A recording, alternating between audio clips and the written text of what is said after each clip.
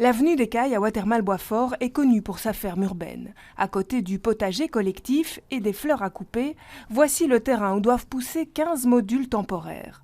Des logements pour accueillir en urgence des familles ukrainiennes avant l'hiver.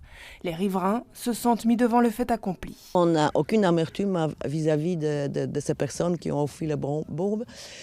On a de l'amertume vis-à-vis de la région qui nous traitent comme des enfants qui ne peuvent pas comprendre, alors qu'on comprend beaucoup. Et on comprend aussi que nos enfants devront manger du béton, vivre avec 40 degrés en été, les pieds dans l'eau en hiver, parce que tout sera bétonné, et voilà. Le terrain appartient en effet à la Société du logement de la région bruxelloise, qui projette d'y construire des logements sociaux.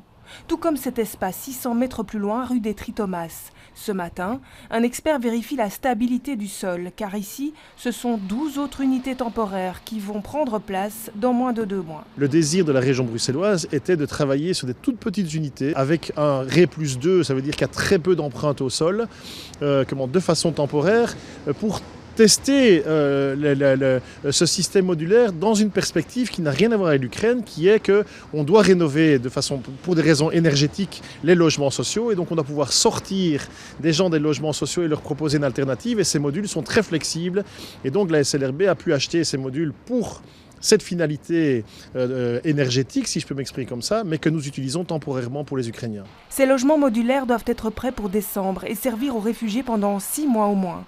Une soupape de sécurité qui ne couvre qu'1/10 de la solution pour soulager aussi les nombreux citoyens hébergeurs.